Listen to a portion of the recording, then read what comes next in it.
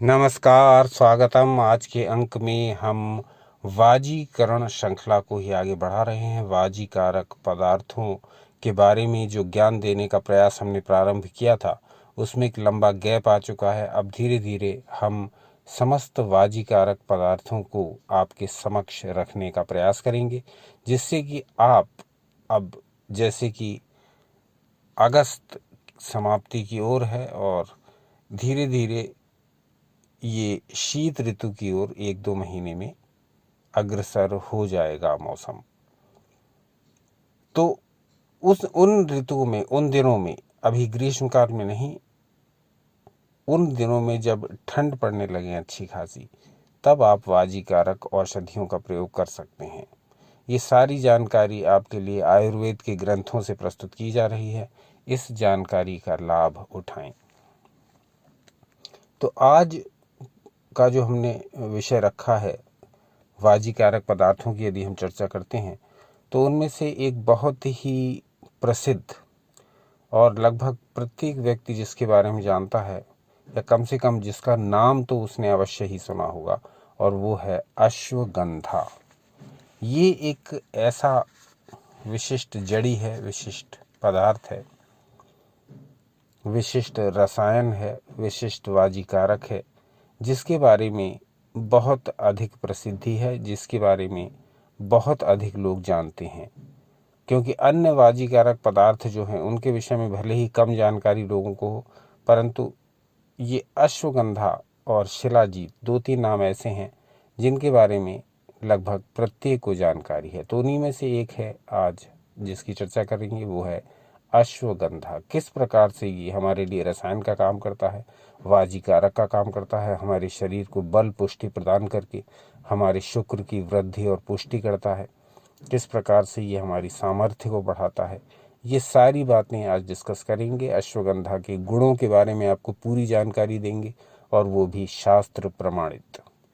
तो आज का पूरा वीडियो केंद्रित रहेगा अश्वगंधा और उसके गुणों पर, जिससे कि आप अश्वगंधा सेवन करने से पहले इसके सारे गुणों को ठीक प्रकार जान लें, और जब आप किसी भी कार्य को पूरी तरह जानकर उसको करते हैं तो वो कार्य निश्चित ही सफल होता है, ना कि किसी द्वारा कहे और सुने हुए के अनुसार करने से। तो सीधे विषय पर आते हैं। आपकी स्क्रीन पर एक श्लोक प्रदर्शित हो रहा है, जिसको हमने लिया है भाव प्रकाश निघंटु नामक आयुर्वेदिक ग्रंथ से। तो यहाँ क्या कहा गया है अश्वगंधा के बारे में? एक ही श्लोक में, यह कहना चाहिए 2 श्लोकों में यहाँ अश्वगंधा के गुणों की चर्चा की गई है। क्या हैं वो गुण, समझिए।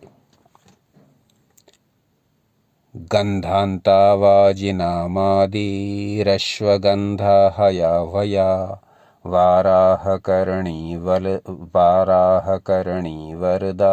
बलदा कुष्ठगन्धिनी अश्वगन्धानिलश्लेष्मा श्वेत्रशोथक्षयापहा बल्या रसायनी तिक्ता कषायोष्णातिशुक्रला। तो ये अश्वगंधा के बारे में श्लोक संख्या 180 और 181 में पूरा वर्णन किया गया है। यहाँ क्या बताया गया, इसको जरा समझ लीजिए, इससे आपको अश्वगंधा के गुण पूरी तरह से समझ में आ जाएंगे। तो सबसे पहले कहा गया कि अश्वगंधा के जो नाम हैं वो क्या क्या हैं। अश्व यानी घोड़ा, और इसी घोड़े के नाम पर वाजीकारक कहते हैं इस भाग को आयुर्वेद के, जिसमें पौरुष शक्ति या मैथुन शक्ति के बारे में चर्चा की जाती है। तो इसी अश्व यानी घोड़े के जितने भी संस्कृत के नाम हैं, उन सब नामों के आगे यदि आप गंधा लगा देंगे तो ये अश्वगंधा कहलाएगी। यानी कहा गया कि अश्ववाचक जितने भी नाम हैं उनके बाद गंधा लगा दीजिए तो ये अश्वगंधा, उसके अलग अलग नाम हो जाएंगे। जैसे अश्वगंधा, वाजीगंधा, हयगंधा, तुरंगगंधा, सैंधवगंधा और किंक्यान गंधा इत्यादि। इसके अतिरिक्त जो अश्वगंधा के और नाम हैं, जिन नामों से अश्वगंधा को जाना जाता है, वो है वाराहकरणी, यानी सुअर जैसे कानों की आकृति वाली, वरदा, बलदा, कुष्ठगंधिनी, अश्वगंधा और घोड़े के जितने भी संस्कृत नाम है वो सब। अच्छा, भाषा भेद यदि हम देखें तो इसको हिंदी में असगंध भी कहते हैं, इसको बांग्ला में अश्वगंधा कहते हैं, मराठी में आसगंध, गुजराती में बताया गया कि इसको आसोंद या आरव संध कहते हैं। इस प्रकार से इसको इंग्लिश में विंटर चेरी कहा जाता है। तो ये अश्वगंध जो है इसके गुण क्या हैं यहाँ बताया गया है कि ये बलदायक है, ये रसायन है। रसायन हमने जैसा कि पहले भी आपको बता रखा है कुछ वीडियोस में, रसायन वो पदार्थ होते हैं जो हमें जल्दी बूढ़ा, जल्दी बीमार और जल्दी मृत नहीं होने देते। यानी कि ये जरा रोग और व्याधि को, जरा व्याधि और मृत्यु को जीतने वाले हैं। यानी ये हमारे बूढ़े होने की दर को बहुत धीमा कर देते हैं, हमारी कोशिकाओं के डीजेनरेशन को और उनकी डेथ को ये बहुत स्लो कर देते हैं, जिससे कि हम लंबे समय तक जी पाते हैं, जिससे कि हमारा जीवन दीर्घायु होता है, जिससे कि हम स्वस्थ रहते हैं, जिससे कि हम रोग रहित रहते हैं, जिससे कि हमारी शरीर की सातों धातुओं का पोषण होता रहता है, जिससे भी कोई रोग हम पर शीघ्रता से अटैक नहीं कर पाता। तो ऐसी बल पुष्टिदायक क्षमता देने वाला, हमें दीर्घायु रखने वाला और हमारी शरीर की कार्य क्षमता को निरंतर बढ़ाते रहने वाला पदार्थ जो होता है वो रसायन कहा जाता है। आयुर्वेद में ऐसे बहुत सारे पदार्थ हैं जिनको रसायन कहते हैं और उन रसायनों के बारे में एक एक करके हम आपके समक्ष सब विवरण प्रस्तुत करते रहेंगे। आंवला भी एक रसायन है, हरण भी एक रसायन है, लहसुन भी एक रसायन है, उसी प्रकार और बहुत से रसायन हैं। और आज जिसकी चर्चा कर रहे हैं वो अश्वगंधा भी एक रसायन है। तो कहा गया कि अश्वगंधा बलदायक है, रसायन है, कड़वी है, कसैली है। ये इसके स्वाद बताए गए हैं, किस प्रकार से इसके स्वाद होते हैं जब इसको खाते हैं। तो ये कड़वी और कसैली बताई गई है। इसके अतिरिक्त इसकी तासीर बताई गई है कि ये गर्म है। इसीलिए हमने पहले कहा इस वीडियो के प्रारंभ में कि इसका सेवन गर्मी में ना करें, अन्यथा ये और शरीर में गर्मी को बढ़ाने वाला सिद्ध होता है। तो जब अच्छी प्रकार से ठंड पड़ने लगे तब इसका सेवन करेंगे तो ज़्यादा लाभदायक होता है। गर्मी में ये शरीर के भीतर गर्मी को और बढ़ाती है क्योंकि इसकी तासीर गर्म है। तो कहा गया उष्ण है, वीर्यवर्धक इसको बताया गया। ये शरीर में वीर्य की मात्रा को, शुक्र की मात्रा को, सीमन की मात्रा को बढ़ाता है। जैसे जैसे इसका सेवन करते जाएंगे आपके शरीर की ये जो धातु है शुक्र, ये दिनों दिन पुष्ट होती जाएगी और उसकी मात्रा भी बढ़ती जाएगी। और कहा गया कि ये वायु कफ का नाश करने वाला है, श्वेत कुष्ठ, जो श्वेत धब्बे शरीर पर श्वेत दाग जैसे बनने लगते हैं उसका भी नाश करने वाला है, शोथ यानी सूजन का नाश करने वाला है और क्षय यानी टीबी का नाश करने वाला है। तो ऐसा है ये अश्वगंधा का प्रभाव। जब इसको ठीक प्रकार से, उचित मात्रा में, उचित समय में, उचित परिस्थिति में इसको ग्रहण किया जाता है तब ये अपना प्रभाव अवश्य दिखाता है। और ये रसायन है तो ये हमारे पूरे शरीर की बल पुष्टि के लिए भी उत्तरदायी है, अनेक रोगों से हमें दूर रखेगा और अनेक प्रकार से हमारे शरीर की रक्षा करेगा, हमें बल पुष्टि प्रदान करेगा। ऐसा है अश्वगंधा का प्रभाव। तो अब देख लेते हैं कि अश्वगंधा किस किस प्रकार से प्रयोग की जाती है। मूल रूप से हम अश्वगंधा, चूँकि ये सर्वत्र उपलब्ध पौधा नहीं है और ये एकदम से हमें प्राप्त नहीं होता है जगह जगह,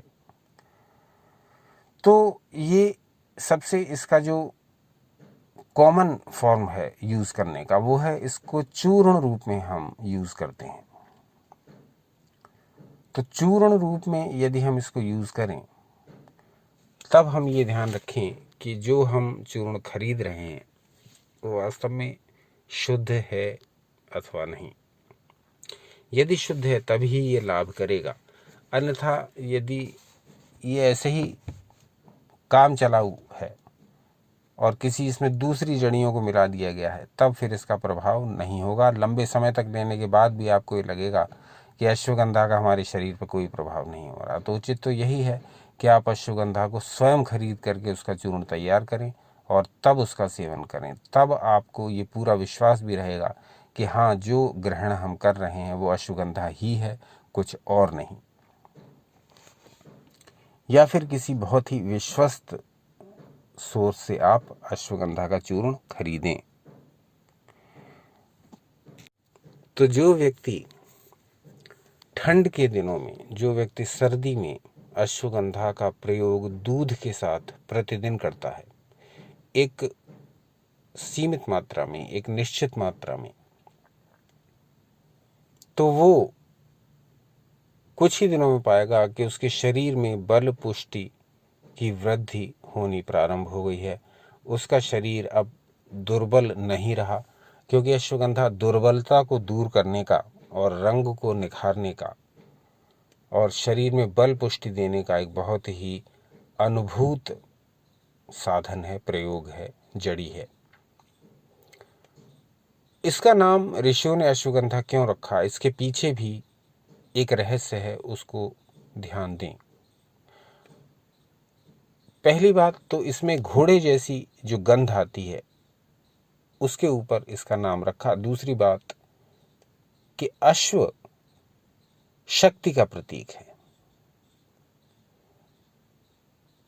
हमने देखा है कि आज भी हम जब इंजन की पावर को नापते हैं,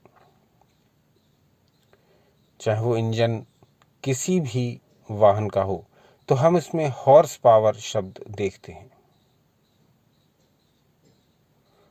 हॉर्स पावर यानी अश्व शक्ति।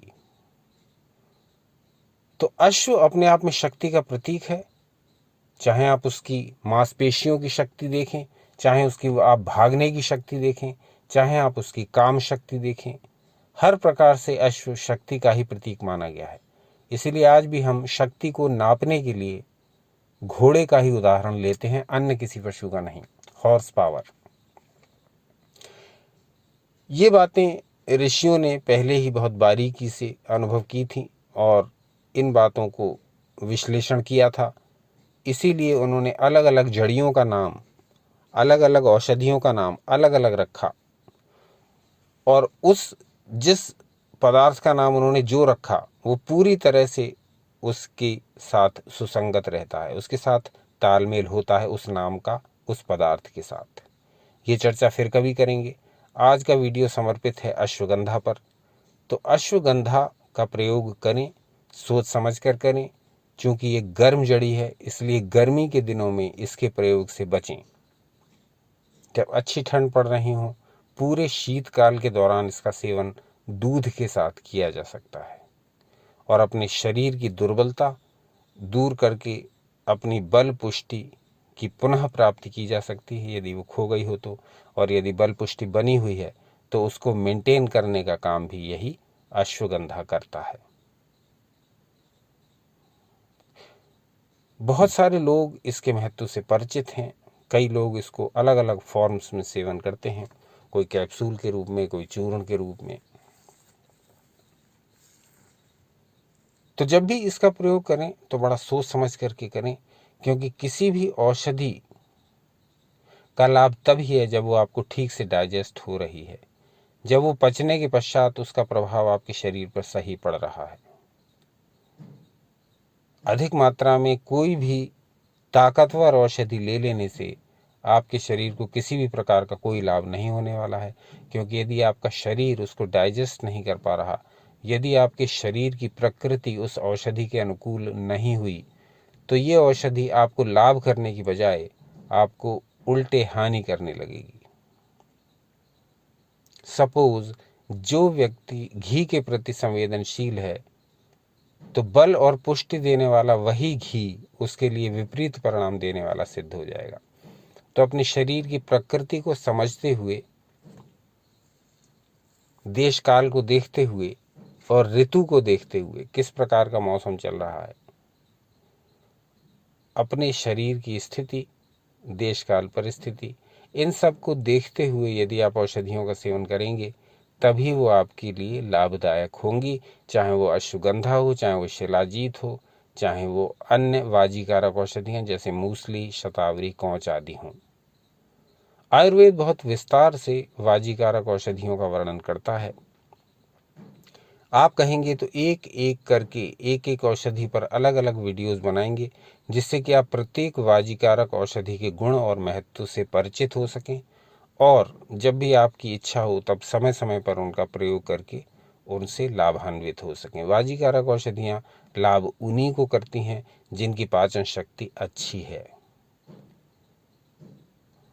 अधिकांश वाजीकारक औषधियाँ चूंकि उष्ण प्रकृति की होती हैं, यानी गर्म तासीर की होती हैं, तो जो व्यक्ति इस प्रकार का भोजन लेने से संवेदनशील हैं, जो कि गर्म प्रकृति का है, तो वो इस प्रकार की औषधियाँ न लें, अन्यथा किसी वैद्य से परामर्श करने के पश्चात ही ऐसी औषधियों का सेवन करें। तो औषधियाँ चाहे कितनी भी लाभकारी क्यों ना हो, कितनी भी गुणकारी क्यों ना हो, कितनी भी प्रभावशाली क्यों ना हो, जब आपके शरीर की प्रकृति उन औषधियों के अनुकूल नहीं होगी तो वे औषधियाँ आपको लाभ की जगह हानि करने लगेंगी। अश्वगंधा भी इसका अपवाद नहीं है। जो भी औषधि लें बहुत सोच समझ करके लें और सबसे बड़ी बात, बहुत कम मात्रा में पहले उसको लिया करें ताकि उसका प्रभाव आपको अपने शरीर पर अनुभव हो।